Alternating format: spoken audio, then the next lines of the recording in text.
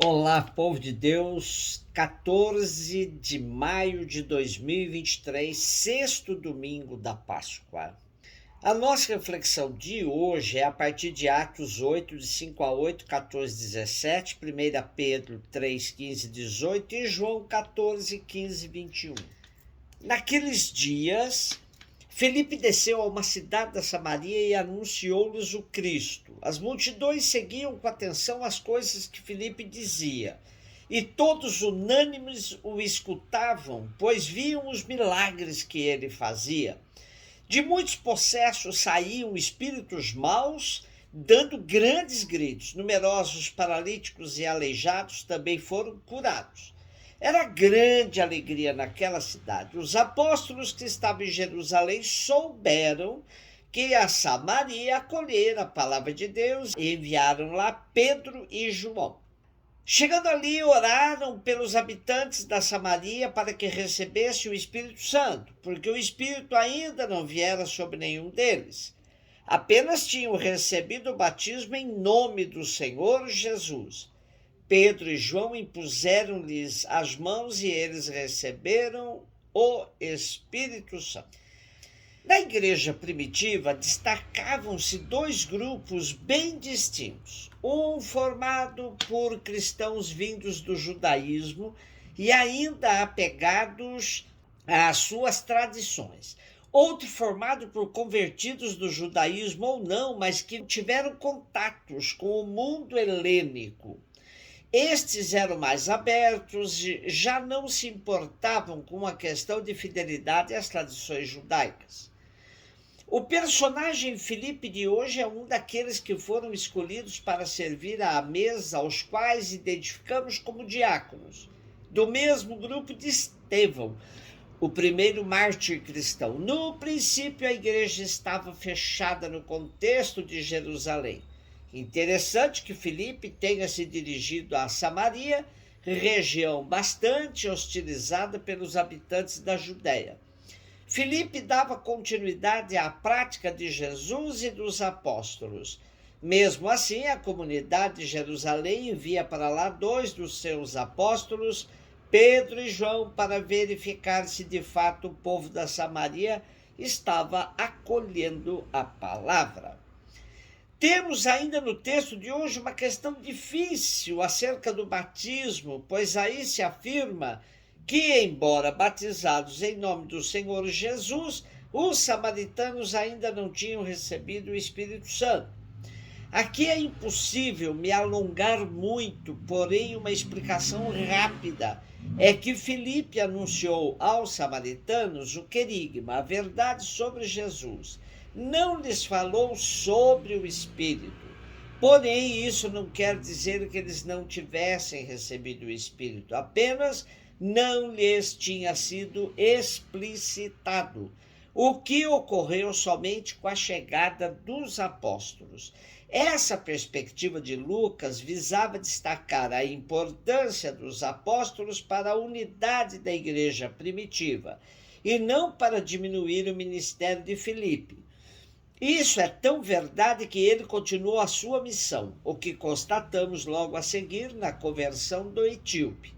Hoje temos bem mais claro, como afirma Mateus em seu evangelho, somos enviados a batizar em nome do Pai, do Filho e do Espírito Santo. Primeira carta de Pedro. Caríssimos, santificai em vossos corações o Senhor Jesus Cristo, e estais sempre prontos a dar razão da vossa esperança a todo aquele que vô-la pedir. Fazei-o, porém, com mansidão e respeito e com boa consciência. Então, se em alguma coisa fordes difamados, ficarão com vergonha aqueles que ultrajam o vosso bom procedimento em Cristo. Pois será melhor sofrer praticando o bem, se esta for a vontade de Deus, do que praticando o mal. Com efeito, também Cristo morreu uma vez por todas por causa dos pecados, o justo pelos injustos, a fim de nos conduzir a Deus. Sofreu a morte na sua existência humana, mas recebeu nova vida pelo Espírito. Continuamos nossa reflexão sobre a primeira carta de Pedro e já sabemos que o objetivo desta carta é exortar os cristãos das comunidades pobres da Ásia Menor a se manterem firmes no seguimento de Jesus frente à hostilidade que vinham sofrendo. Hoje temos algo que é fundamental para os nossos dias também: dar a razão de nossa esperança. Num mundo muito complexo e carente de sentido, precisamos, assim como as comunidades do primeiro século, estar prontos a dar a razão de nossa esperança. Mesmo assim, poderemos ser hostilizados por quem não crê em nossa esperança. Daí vem a segunda exortação forte do texto: será melhor sofrer por praticar o bem do que praticar o mal. E a promessa do Espírito vem do exemplo de Jesus, que sofreu, mas recebeu vida nova pelo Espírito. João 14, 15 e 21, disse Jesus a seus discípulos: se me amais, guardareis os meus mandamentos, e eu rogarei ao Pai, e ele vos dará um outro defensor, para que permaneça sempre convosco. O Espírito da verdade, que o mundo não é capaz de receber, porque não o vê nem o conhece. Vós o conheceis, porque ele permanece junto de vós e estará dentro de vós. Não vos deixarei órfãos, eu virei a vós. Pouco tempo ainda e o mundo não mais me verá, mas vós me vereis, porque eu vivo e vós vivereis. Naquele dia saberei que eu estou no meu Pai, vós em mim e eu em vós. Quem acolheu os meus mandamentos e os observa, esse me ama. Ora, quem me ama será amado por meu Pai, e eu o amarei e me manifestarei a ele. Já dissemos que dentro do Evangelho de João temos uma seção que se parece mesmo um livrinho, sobre a despedida de Jesus, que compreende os capítulos 13 a 17, ou seja, do lava-pés até o testamento de Jesus.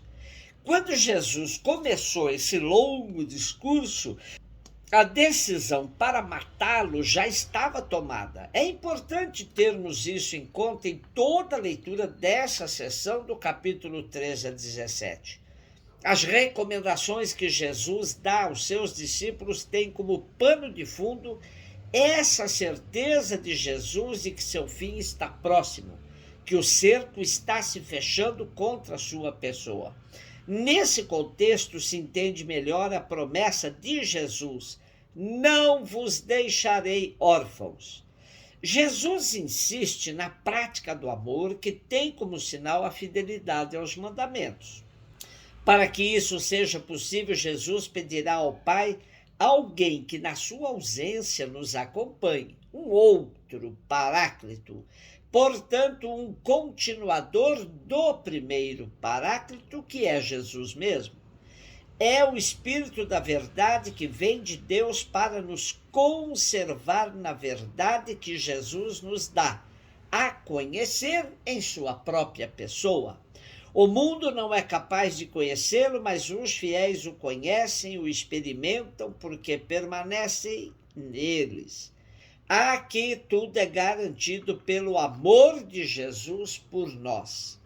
Como nos explica Collins, em João, o Espírito Santo possui, além das características comuns do Primeiro Testamento, sopro, dinamismo de Deus que inspira os profetas, concede poderes miraculosos, etc., há algumas feições específicas. Ele permanece em Jesus e nos fiéis. Não é uma inspiração passageira, mas uma realidade permanente. Ele é chamado Paráclito, que significa confortador ou defensor judicial, advogado de defesa. Jesus mesmo é chamado assim na tradição joanina. Mas enquanto Jesus é nosso defensor junto do Pai, o outro Paráclito Paráclito é nosso defensor no processo contra o mundo. Ele é o espírito da verdade no sentido de se opor à força da mentira ou das trevas que tenta dominar o mundo. E também no sentido de nos fazer ver a verdade de nossa existência num sentido dinâmico que se planifica dia a dia à medida de nossa caminhada histórica. O Espírito Paráclito é o intérprete de Deus na história da comunidade cristã, cumprindo, por assim dizer, a missão dos profetas do Primeiro Testamento.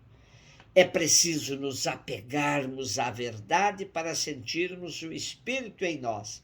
Quem gosta de mentira, quem difunde mentira, não está no Espírito e nem o percebe no meio de nós. Celebramos hoje o Dia das Mães, que na nossa vida sempre nos lembra o papel do Espírito, porque como ele, ela nos inspira e nos defende de todas as mentiras, ajudando-nos a trilhar o caminho da verdade e do amor.